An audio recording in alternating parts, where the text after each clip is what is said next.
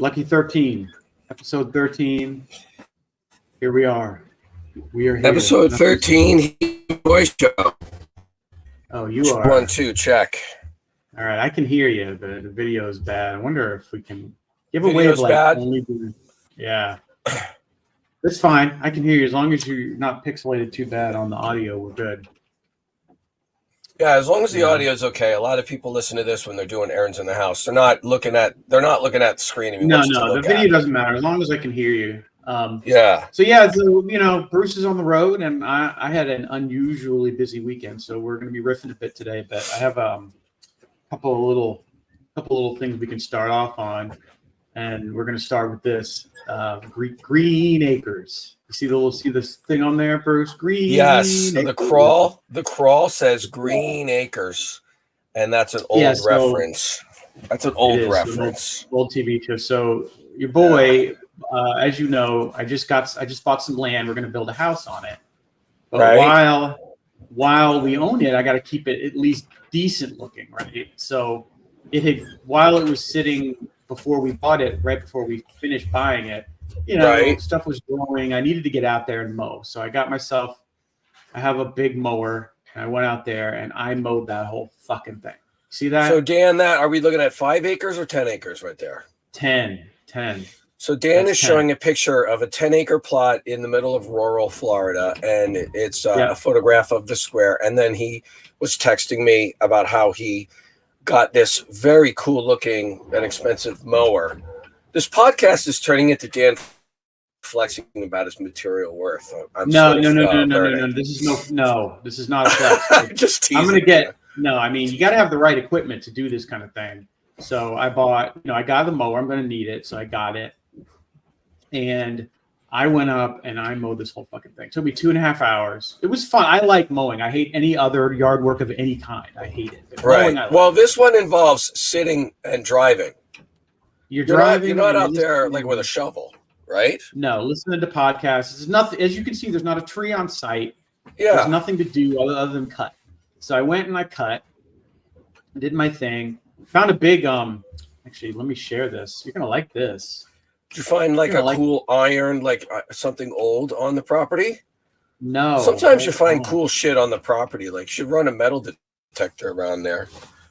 No, nothing good like that. But I do have this, which I did find, which you might find. You might find this interesting. Let me take a look. Let's see what Dan's got going on here. Here we go. So you're gonna see this. Okay, let me describe what I'm looking at here. There's a burrow in the ground of some sort. By the way, I apologize. My voice is kind of scratchy. That's been pretty dusty out here. So it's a very large burrow. It kind of looks like your grandma's hoo-ha. Yeah. You see what I mean? And that is most likely a gopher tortoise, and a fucking big one. So you have tortoise? You have tortoise in Florida?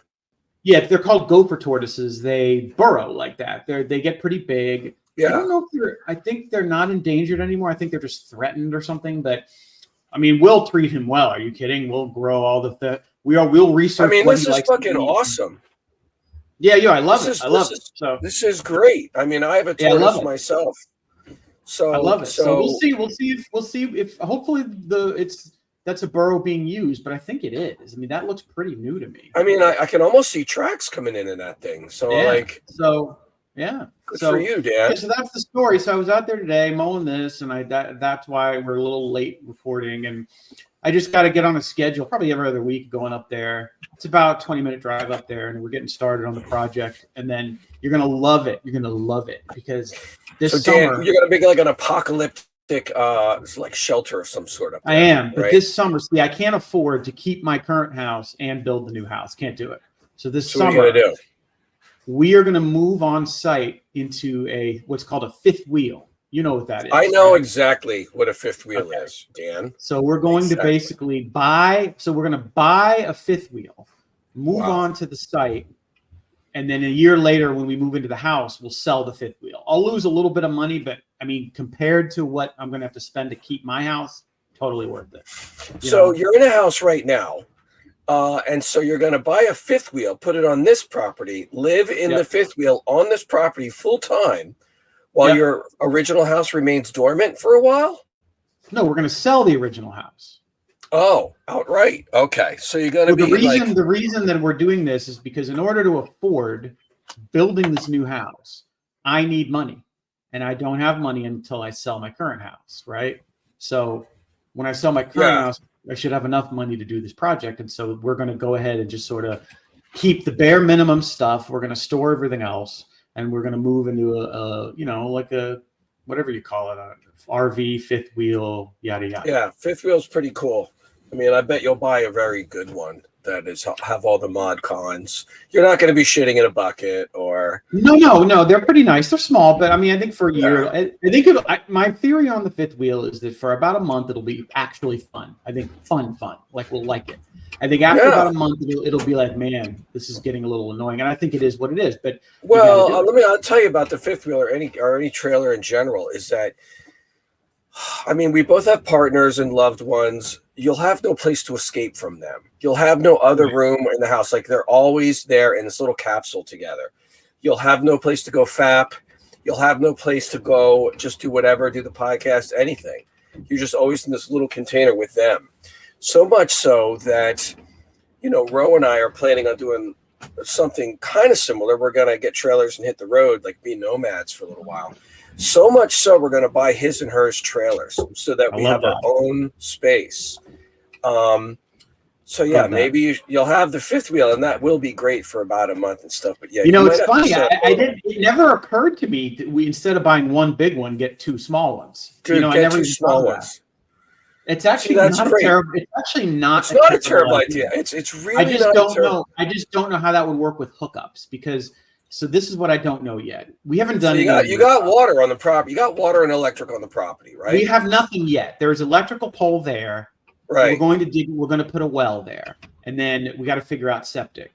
So I don't know anything. I'm a Jew. I know nothing about trailers, RVs, fifth wheels, nothing. I know a lot. So what you're going to do? So you're going to get the water and the electric hooked up, and then it's going to be a feed that goes to this property somewhere, and of course it's going to be. You're going to have them do the lines to where it goes out to wherever the house is going to be. So say it's in the middle of this rectangle I'm looking at, just for argument's sake, right? And that's where the water and the electric both go out. Then while the house, after that's done and before the house is kind of getting, under construction, you set up your one or two little trailers kind of next to it, like not on the actual base of where the house is going to go, but like next to it, you could run lines that are short. You run a water line. I tell an electrician, okay, I need a line for a fifth wheel, and then I tell a plumber we're going to do a hookup. You might need a septic. Yeah, I mean, and so what's the septic? Septic is the hard part because here's the thing: I don't want to dig two separate septics. I don't want one for the house and one for the RV. So I probably would go ahead and dig the septic ahead of time. But where that goes is dependent on where the house will go. A well doesn't matter. A lot of trailers have what's called a black water dump and a black water tank. So you're going to poop and things that are going into the toilet and the water and everything goes into a black water tank, which is sealed off. It's like a little mini septic tank in the trailer. And then every now and again, you got to take the trailer and go to a fucking place and dump out this gross shit. But I can't. So I'm not going to. You're not going to like. You're not going to. Dan, you're not going to like it. I'm not going to be equipped to move this thing because these are too big. I have a truck, but these are too big for my truck. Okay. So once they're on there, they're on there. I will need a septic tank, which I will have. Yeah, okay. Right. I will have it. Mike, the hard part of this is I don't want to dig a septic tank just for the trailer. I want to use whatever we're going to have for the house. My understanding is. We could dig the one for the house, install it, and then put in a connection that can be used for an RV. So even after we move into the house and the RV is sold, this connection will still be there. And so theoretically, if we have a guest come who has an RV, they could plug right in. Oh, that's nice. I see what you mean. So okay. So the septic is the only part I have to figure out so far, but I think everything else is pretty straightforward. And now that we're talking, I got my brain going, thinking, well, man, maybe we'll do two small ones rather than one big one. Let me tell you something. Your relationship will be better for it, 100%. I gotta talk She's to going to wife have her about own spa. Really, and you don't have to get to one big, enormous one. So that you could live in a small one. You don't need a lot of But fucking yeah, space. rather than one big one, you get two little ones. I mean, it might be a And little then more money. they're easy. They're easy to maintain. They're easy to clean and easier to sell. Quite frankly, no one like a big behemoth is a pain in the ass. It's a pain in the ass. Good point. It's a really good point, Bro. And then think of the fapping possibilities. Are going to really be great. Yeah. And then you have the two trailers. You could probably get them maybe 40 feet apart, both going into the same lines or whatever. But you'll be over there, and you could text her, "Hey, you want to meet up for dinner?" And then spend the majority of time by yourself in your own little trailer. It's going to be fucking I actually think that's a pretty good idea because the other part of that is, I have to work and I need an office. So I would then keep my trailer as the office and my bedroom. I have my own bedroom, my own office, my own bathroom, and then she would have her own thing too. That's how you could sell it too. By the way, she's in there mumbling. Hold on, what'd you say? She says, "Sounds good to me." She's on board. This is actually smart. I never would have thought. Hold on. Is she listening to this podcast? She's in the other room. She catches a little here, a little there. Oh my god! Now that you say this, this never would have occurred to me. I never would have even thought of this, but it's true. Probably for not much more money, you could buy two smaller ones, and like you said, the smaller ones are easier to sell. So easier to sell. Yeah. Wait, I mean, look. No, you could live, Dan. You could live in a 17-footer. You can get a 15 to 17-footer, and you live in there. And it's got everything you're going to need. It's just it'll be like a one-room apartment. It's going to have a little bathroom. It's going to have a little kitchenette, a little bed, a little desk for you to do your job, and you're just in there. And the weather will be nice. And some of them, you have a little porch awning situation. It'll be lovely. And then Kara will have her own over there, and you could even sort of face them together and put a fence. Yeah, the only thing I don't know is I can't imagine they're going to care in a rural area about permitting and stuff. I'm looking at this picture now. They are not going to give two fucks. I mean, look at this. No, you're right. You're right. That's a really. I just see this is why I have you around, Bruce. I wouldn't. This is why you need Goy friends, and I need a good Goy. You are the reason that I. You know what you are? You're my Shabbos Goy. That's what you are. I'm a what? Shabbos Goy. What is a Shabbos Goy? No, I never heard of Shabbos Goy. A Shabbos Goy. If you're a very devout Jew on Shabbos, Sabbath, you're not allowed to do anything. You're not allowed to go grocery shopping. You're not allowed to go do anything. You have to stay home and do nothing. Right. Right.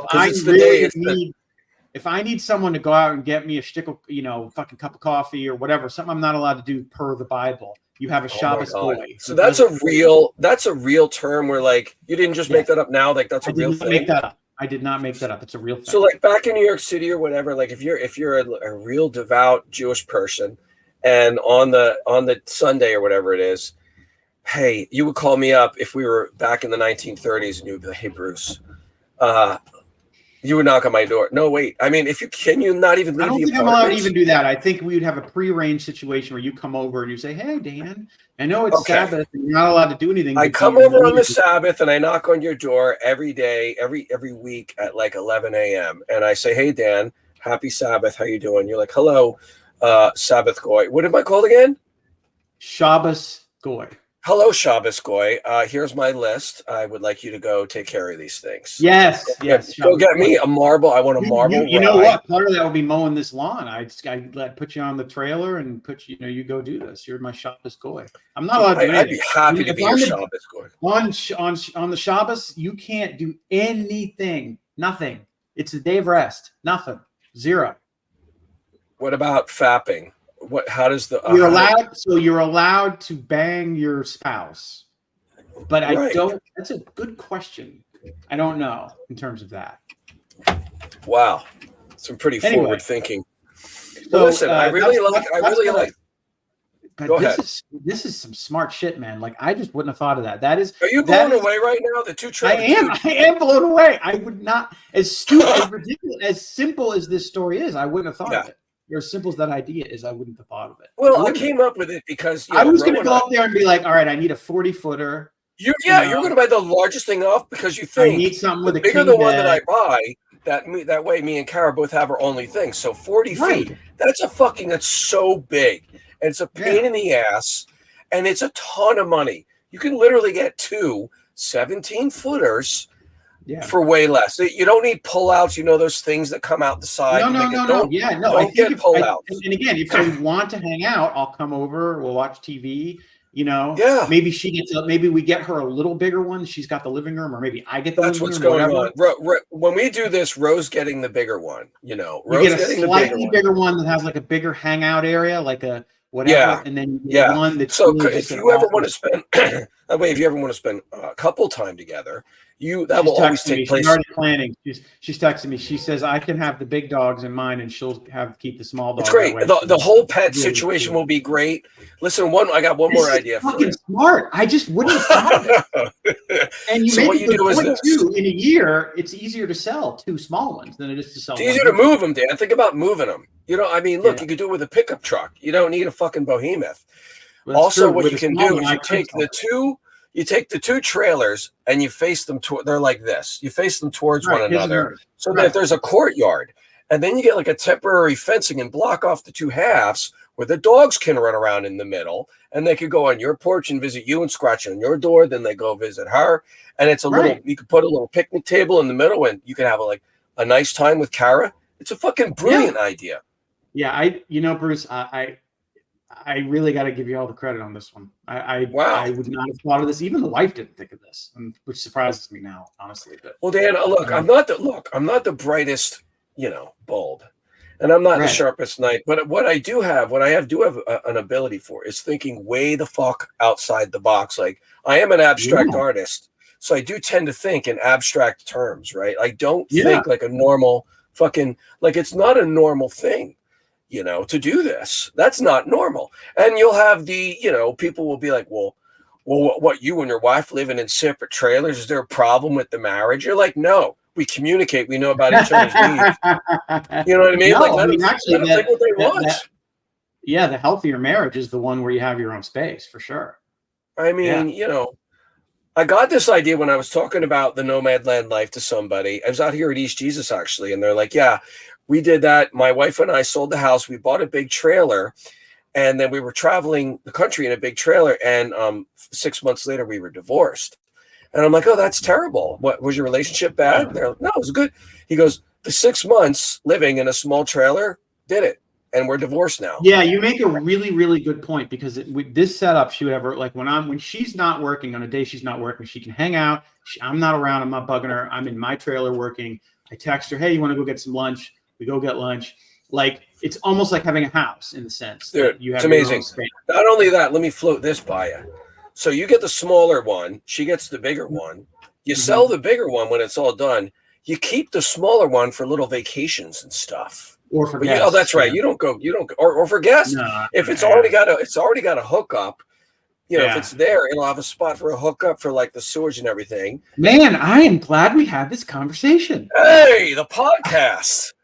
Heeb Goy. Next weekend, we were gonna go start kind of looking into it, because neither of us know much about this. And now when I go, I'm going to say, look, I think we're thinking of 2. Like, how does that work with hookups? What do I need to ask for? Because it's going to be like the water and the electrical will be easy. It's really just the septic I got to figure out.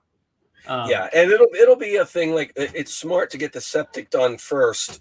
And but I can't do that until we know where the house is going. And there's all anyway. I don't want to dwell, but this is brilliant. Next weekend, when we go and start our foray into this research, I will keep you up. I will send you pictures of what we're looking at. I love it.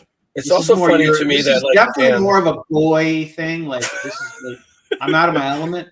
This would be like you and electricity. This would be like you. Me and taxes. Me and financials. Taxes, or if I take you to the Four Seasons, or I take you to a fancy hotel, and you're like, oh my God, what's this? I don't like my bucket to shit in. I don't like. It always comes down to the bucket shit in. It's funny because when you were texting me to say like, hey, I'm ready to do the podcast, it's funny because I was on the bucket shitting. I'm like, oh my God, this is great. Yeah, this is great. And I love I love that it worked out. You're gonna love the double trailer. Oh, you're gonna love it. It's like a fort. Dan, it's like a fort. You'll have the little boys fort and the girls fort. It'll be fucking great. Yeah, I think this is brilliant. Next weekend when we go and start looking into this, I think this is the plan. I think this is fucking brilliant. Keep me in the loop. Not only on every level, this is better financially, lifestyle, you name it. The work thing. Because if you work it also makes the 9 to 12 months that we're going to be in this thing way more fun, because quite frankly, it's going to be longer than 9 to 12. You're going to have those times where you want time to yourself, or you just want to fucking. Oh, absolutely. Yeah. Love it. I love it. She's editorializing in there, but I'm not even going to share what she's saying. What is she? What is she saying? She's insinuating, Bruce, that the only reason I want to do this is so I have a place to beat off, and that's just false. It's just not true. No. It's a work-related thing. That is the primary thing, and that's what we're going with. It's the work. It's the work. I'm not even joking. That is my primary thing, because I know 2 days a week she doesn't work, right? And that's right. And I actually I generally like having her around, but we have a 2,500 square foot house right now. So yeah, it's huge. A big house. For the year that we do this, when she's not working and I am working, she's going to be right there. Right. And you would be working, and it's annoying. Like, look, she's annoyed when you're in the room talking. I mean, and my row is annoyed when I'm in the room talking. I just don't know. Anyway, we'll have to delve into why I didn't think of it. All right. I have another. What else is going on? That is. Let me just. How's my audio? 1, 2. How's my audio? You sound good. I got more stuff for you though. I got the more real estate. Damn, we got to make sure that this doesn't turn into a boring real estate podcast. I know, but this year, okay. So you have to understand with me, because I'm thinking about our listeners. I know, but this is good. But this is good because I'll be the judge of that. What's going on? No, it puts you into a world that you don't know at all. But I like your fresh eyes, right? All right. And the reason I bring this up is because I'm going to be building this house. I'm selling off all of my rental properties. I have 5 rental properties that I'm selling. Okay. Right. The first one is supposed to close next week, but this guy is dicking with us, and I wanted to see what you thought. Okay. All right. Now you spin it like that. That's fine. Because the first part of this sentence, I was thinking, how many people can relate to having 5 real estate properties that want to sell off? Well, no. Just to be fair, I don't own them personally. I have a stake in them. I sort of run. No. I know. I'm just teasing you. Right. But when it gets to the part about, you perked my no. This is not. No, I wouldn't bring up the nerdy shit, the boring shit. No. But you perked my interest when you said the guy's dicking us off. I'm like, okay, good. So I'm interested. I'm interested. We have a condo, a small condo. We've agreed to sell to a guy in California, and we went under contract in late January, and the closing date is March 5th, which is this coming Tuesday. Yeah, it's coming up. We get a note from them last week saying we've had a delay and we need an extension. Oh boy. But we need to extend to the 8th. And I'm like, well, that's only 3 days. That's fine. I don't care. Couple days. Yeah. No big deal. So I said, fine. We extended to the 8th. Then on Friday, we get a note saying there was a miscommunication between his bank and someone, blah, blah, blah. And we might need a good bit more time. So now I'm pissed off. Because that's not your problem. It's not your problem. Not my problem. That there's a communication between him and his other bank. Here's the other little factor. Do you know what earnest money is? No. Earnest money is a deposit. You put down a deposit, right? You say, all right, here's $2. You say, hey, I want to buy this. Here's $1,000. Hold on to it. It sits in a lawyer's bank account, and I don't get it till closing, but it ensures he's not going to fuck around, right? But so what kind of earnest did he put down on this? He put down $2,000, and the contract. The way it works in Florida is you have 30 days to get what's called loan approval. If you do not get loan approval in 30 days, you can cancel the contract and get your earnest money back. But we're past 30 days now, and he is not. Oh, really? Oh, shit. Yeah. So he can't get it. I keep his money, right? So he's kind of fucked. He's going to want me to extend it. I don't really want to deal with him anymore because it's just been too much dicking, right? And it's a cheap property. We're selling him for $100. That's cheap, right? That is crazy cheap. And even I know that. I'm sort of sick of it. But at the same time, if we put it back on the market, I have to wait to find a buyer and then wait another month. So what are you going to do?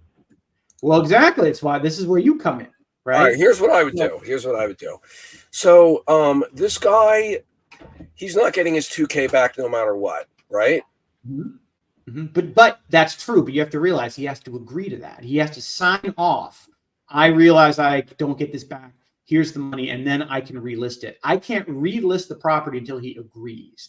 Now, he would have no legal reason to disagree because he's past the 30 days. Period. Yeah, but it will cause problem if he. Okay, so let me get this straight. If he doesn't agree to sign it, it's just going to go to lawyers and it's going to get bogged down in red tape. And during that time, I can't relist it. It has to sit as under contract, and no one will also want to buy it. Look, I don't think he would do that because it doesn't make any sense. He would lose because it's past 30 days. If he thought that he needed more time for the approval, he could have asked. Yeah, he didn't ask. All he asked for was a. Is there anything you could do as a seller that would tarnish his reputation as a buyer in the real estate world? Is there some sort of real estate? No, because he's out of state. He doesn't live here. He's out of state. So at this point, his options are basically lose 2,000 and just you're done. You don't get the property, right? Or like grease me such that I give him whatever extension he needs, right? And so I was getting to the grease. It needs to be there needs to be look. No, if he asks me for an extension, I'm going to tell him you get two options. We're either going to cancel it right now, or you're going to grease me. So I thought what I would do in the initial grease, because if it's only like 10 days he needs, it's going to be better for me to wait 10 days than to wait a week to get a buyer and then another month to sell. You got to figure in the head for the grease for the 10 days. I decided what I would do is I would be nice. I would not ask for more money. I would ask him to release the $2,000 to me today. Give me the money now, and I'll give you 10 more days. And if you buy it in 10 days, great. If you don't, I keep your $2,000 and we're done. Yeah, but that's not going to feel like a grease for some reason. Like it makes logical sense. But I don't know. I think I do like that. I could say to him, all right, if you want 10 more days, add $500 to the purchase price, right? So, what kind of guy are we talking about here? Have you talked to him on the phone? I know nothing about him, but through piecing together information, I think he's a rich guy. And you know what these rich people hate doing? You know what they hate doing more than anything? They hate spending their own money. People. They hate spending their own money, so they like to get bank loans, right? The type of loan he's getting is not the type of loan you or I could get.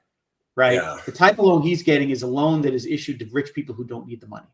I know that sounds stupid. Yeah, and I mean, I'm going to have to ask. I would say, look, dude, you've been jerking. Look, in simple layman's terms, you ask for an extension, then you ask for another extension. I feel like you're jerking me around here, and I don't like it. So I'm going to need to be greased. You're either going to give me X amount of dollars. That's option one. Number two, you sign over your rights to that $2,000. That no matter what, I get it when this deal goes bad. Because you could tell the guy quite honestly, like, look, well, no, I'm getting.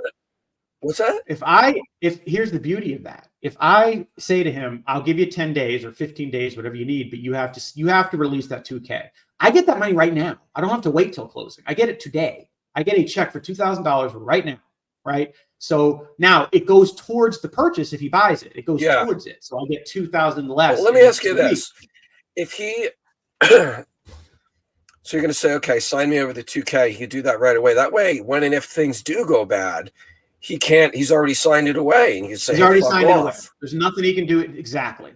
Do you think he will? That's why I asked what kind of person he was and if you knew him, because before doing something like that, you often have to judge, is he going to react to that negatively? Is it going to be some sort of look, he's fucked, right? If I say to him, sorry, I'm not extending, and we're past 30 days, bucko, you're out $2,000 and you get nothing. At least with an extension, he's losing the $2,000, but he can still buy the place in 2 weeks or whatever. All right. To sum up this segment. Yes, I like your plan. Say, dude, sign over the $2,000. And you could say in very simple terms, yes, for an extension once, yes, for it twice. I feel like I'm being dicked around. And I know you were having problems with your bank and stuff. That is not my problem. Your problems are not my problem. Everything becomes my problem, Bruce. So, I mean, we already had it last podcast was everything becomes my problem. You can say, buddy, this is not going to, I got enough problems, you know? Yeah. I'm like Jay-Z. I got 99 problems. Okay, so we're on the same page. You like my approach? I'm on your same page with that. I like that. All right. Like that. Or, I mean, I want to tell the audience this. Dan almost hired me as a henchman for his business.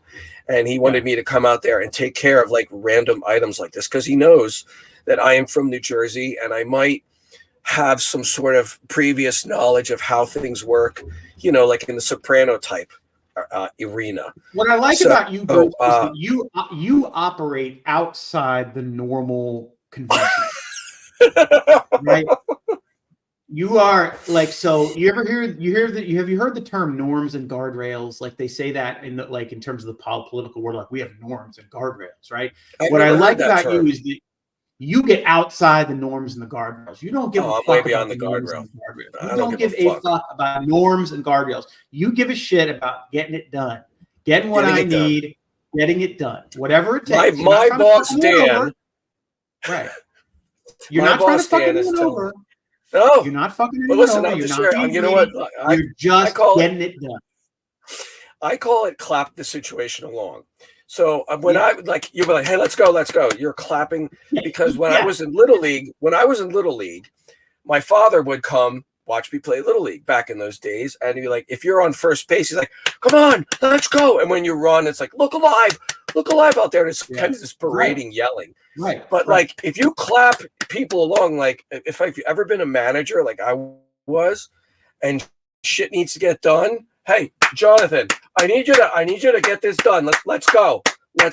And so Ro loves that about me. She's like, Bruce, you know, there's a lot of things wrong with you, a lot of defects of character, but you do know how to clap the situation along. Like if there was the roofer guy, we had a roof done, and the roofer guy was just being a dick, and I just clapped him along. I kept on calling him. I was being a pain in the ass.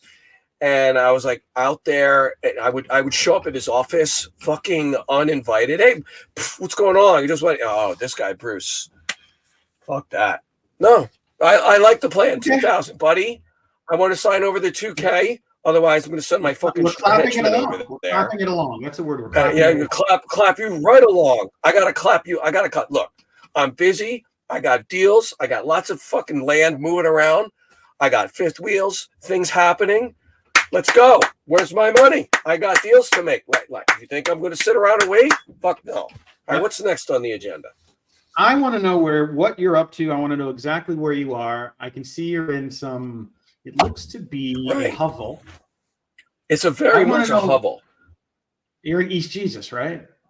Okay, so I'm back in the desert at East Jesus art community, and it's out in the middle of nowhere. And I'm out here for the beginning of my 2-week stay. You know, normally I have a camp in my own spot over there, and I make an actual, like a canvas tent type of thing. But the wind is so bad that I knew this coming out here. I'm like, the wind is going to be so bad, 25 an hour sustained, 50-mile-an-hour gusts. You don't want to be in a tent during that. It's very unpleasant. The weather's great, 72 in the day, 55 at night. Wonderful, sunny, gorgeous out here in the Mojave Desert. But so East Jesus has a bunch of little trailers. So this is one of the, and it is a hovel. It's in bad fucking shape. All the trailers out here are in bad shape. This is not the type of trailer you or Kara would want to be in for any extended time at all. I mean, so there is not you're telling me there's not a Heeb in sight. Oh, you know what? There is a Heeb in sight. I was talking to him last night. There's this wonderful young man. His name is Ezra. Yeah, I love Ezra. And he knows about this show. And when I met Ezra, he's got the Star David necklace that he wears. Yeah. So he's a devout listener to this show. And I saw him last night, and he's like, oh. And I'm like, yeah, do you listen? He's like, yeah, it's a great show, you know. And I'm like, yeah, we're doing a podcast tomorrow. So I'm sure he's going to give Ezra a shout out right now, Dan. Shout out to my fellow Heeb, my fellow Jew, my fellow son of Ibrahim. Ezra. Right. Yeah. But yeah, I mean, there's a lot of different types of people out here. So we got a crew of about, 12 people out here right now. And there's a lot of tourists that show up here, Dan. They show up here all the time. Probably 3 tourists show up, and they look at the sculpture garden. And sometimes I do like a tour guide thing. I do a meet and greet. And I sit the couch up front, and they come up. A lot of times they're hot chicks, which is kind of nice. I like that. Yeah. Yeah. So like, hey, what's going on? And I get to just like rap like I used to, like, the old Bruce that would think that like, oh wow, I'm like, you know, chatting up the ladies and stuff. Now I have a mirror and I look how gross I am, but like it's still kind of fun to do the chat. You know what I mean? Keep those skills in play. But yeah, I'm doing art out here. East Jesus. So I got a new phone, so I can't use this anymore. So I'm going to send this to you. What kind of phone does that hold? 14 Pro, I think. All right, I'll tell you what I'm going to do. I have a great idea. If you send that to me, I'm going to mail it to you. I will then put an ad out for somewhere. I'm going to get an influencer, Dan. I'm going to get a hot chick influencer that has that phone, and I'll say, look, honey, put this, you have this, and put some content, and I'll send you a few shekels or whatever. Yeah. And I keep forgetting to put it in an envelope, but I'm going to send it to you. It will not go to waste. I got to tell the audience how well Dan takes care of me. It's like he sent me like a door cam, and he sent me this laptop and this mic. And this guy's like a real what's the word in Yiddish? He's a real mensch. Yeah. I mean, he just takes care of you. If I like a person, I'm a total mensch. But if generally speaking, if you're not one of those, I'm a dick. Dan, do you like many people? No. Do you have any friend? Like, and I'll ask this question. I'll answer this question honestly too when it comes back to me. Do you have any male friends that you hang out with? Any male friends that you hang out with? Yeah. And you're what are you? 50 years old, right? Yeah. Do you have any friends? Yeah, of course. And like, what will you do with your friends? Do you go see like the college football game? Yeah, like, you know, well, the one guy here I hang out with, he's got like 4 kids. So if we don't get together that much, maybe once in a while, we'll go get a slice of pizza. He loves a New York slice. There's a New York place in town. We go there. We'll go to maybe a sporting event. I got a couple college friends. They don't live here that you're talking about males. I don't generally do that great with dudes. Like, it depends on the dude. Yeah. I do. But you do have some friends. You do have some male friends that like once a week. Wait a minute. You didn't think I had any friends? Because I don't have any friends. Sure you do. Well, I mean, I don't have any. I look at your little Facebook shit. You have 8,000 people replying to you all the time. I know, but it's not like people that I call up and hang out with on a Tuesday afternoon. Like I just don't. So like on a day-to-day basis, like, okay, so here's an exercise. Like, go to your phone.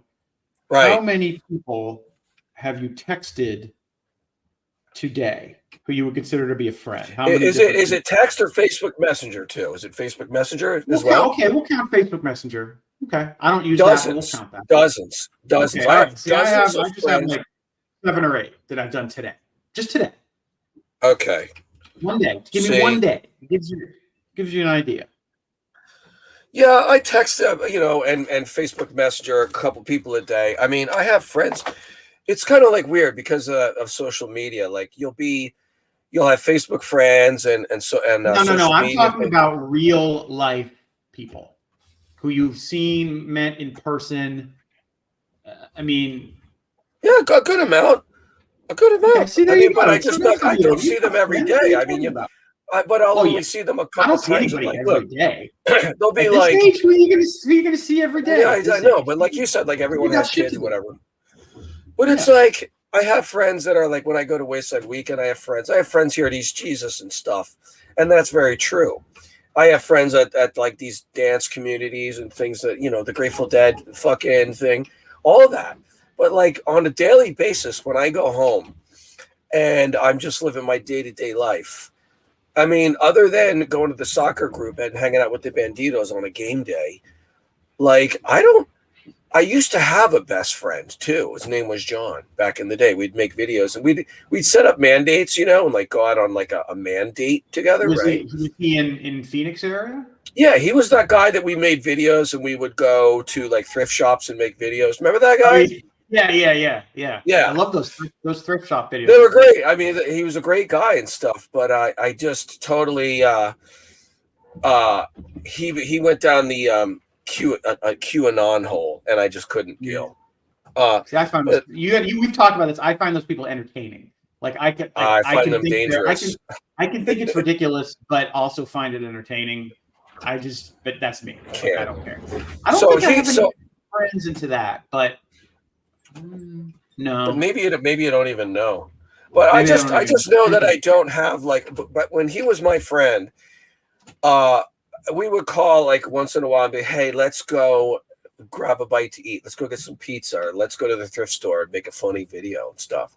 And we would do shit like that once in a while. And like, I kind of don't I'm just wondering about that, and like what grown men have friends that they hang out with like at it's home. It's tough at 50 because people are busy. You got families, you got kids, you got whatever else. So, on a day-to-day basis, I don't really, number one, I'm an introvert and I like being home, first of all. Yeah. But secondly, I mean, I got a couple of buddies that I talk to on the regular, a couple of college buddies, and then one or two here.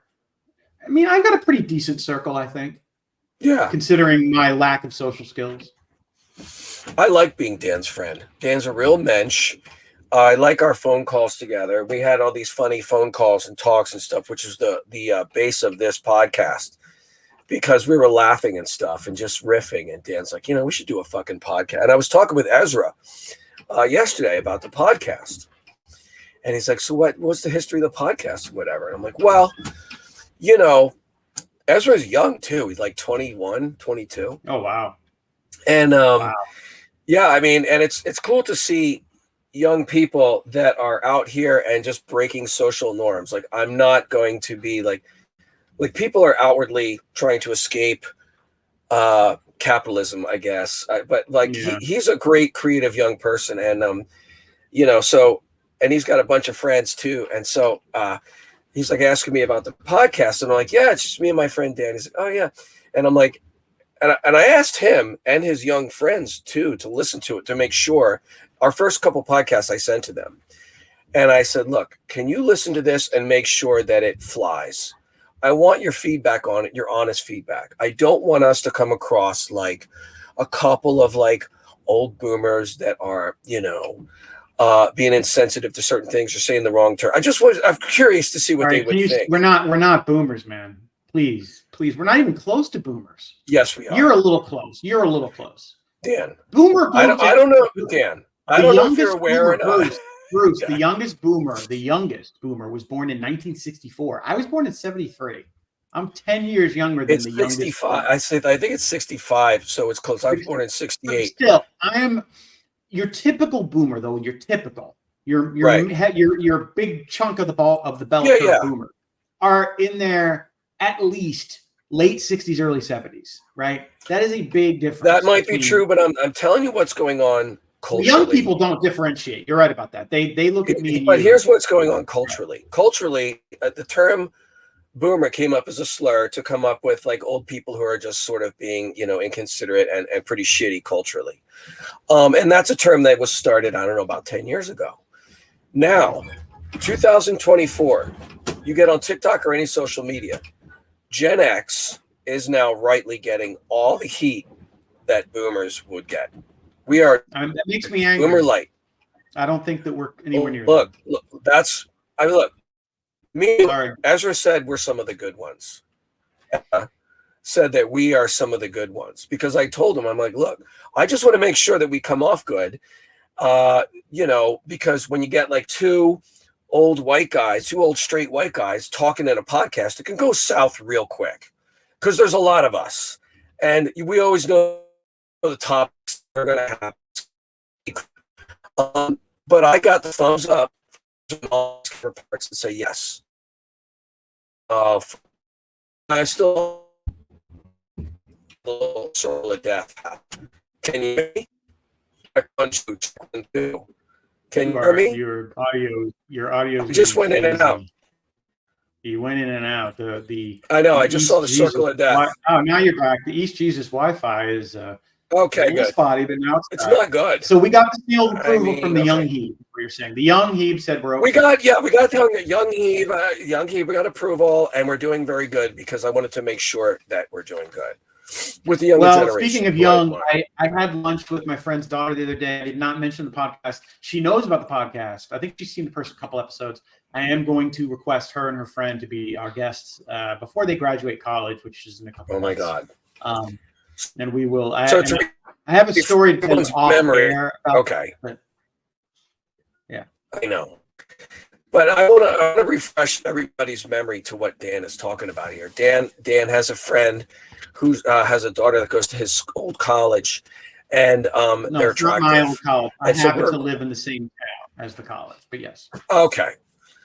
But basically, Dan knows some young people who are attractive, and we're going to interview them to find out what it's like to be young and attractive, because we don't know. I want to know what day-to-day life is like. I want to know what it is like. You walk around, you go anywhere, grocery store, gas station, coffee shop. Yeah. There's probably a lot of pros. There's probably a lot of pros and cons, I imagine there's pros and cons. I think at their age, they may not be aware of either one of those, but that's what I want to know. I want to know, are you cognizant of this? Anyway, well, later episode, but yeah, I'm going to actually get a message her today or tomorrow and see if she'll guess. And I have a story for you about this, but I will tell you when we are off air. Yeah. But yeah, that's coming up. But yeah, I don't have much more. It's getting close to getting late here. I have one more thing. So we're talking about, we're going to talk to some beautiful people, right? And we don't know what that's like. We don't fucking know. I mean, we have mirrors. I was Facebook messaging, talking with this person, this woman, probably about 7 years ago, just a platonic friend, wasteland friend. I have a lot of platonic female friends. I just love them. And so it was like a chat sort of on Messenger, and she used the term, I was thanking her about something that she helped me with. And she said, "Thanks, Bruce. By the way, you're a beautiful person." And that sentence, I got called a beautiful person from a woman, an attractive woman. And it really hit me like a sack of bricks, dude, like a ton of bricks. I couldn't even believe it. I was like, look, I know I have a mirror. I'm not really, but just to be called that, it stuck with me for days. And I was thinking to myself, she meant underneath. She meant underneath. Let's be honest. I know, but still, it's sort of. Oh yeah. Right. Sure. I never ever been called that before in my life, and it stuck with me. And I was thinking to myself, when we have these young people on, these young women on that are attractive, they probably get called beautiful 10 times a day, and they mean God. The outer shell. Imagine going to a bar and it's like, "Hey, beautiful, what's going on, beautiful? You're beautiful. You're so beautiful." Blah blah blah, and that's so weird. I can't wrap my head around that. I got called it once in my entire life, and it stayed with me for months.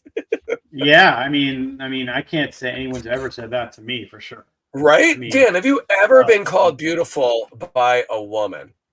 I'm telling whether myself they mean it your shell. Hold on. No, whether they mean it your shell, maybe one of my the pigs, inside, or the combination I think of both. My pet pigs think it. I think my pet pigs think it. I think they look at me and they go, "You feed me, you're beautiful." Yes. Right. That's it. I know. That's why as good as it's going to get. The best. Look, we take as many W's as we can. I apologize for my voice being fucked up. I apologize for the pixelated pictures. I am out here at East Jesus. I'll be out here for another 2 weeks. So maybe the next time I do this, I'll try to move closer to the compound.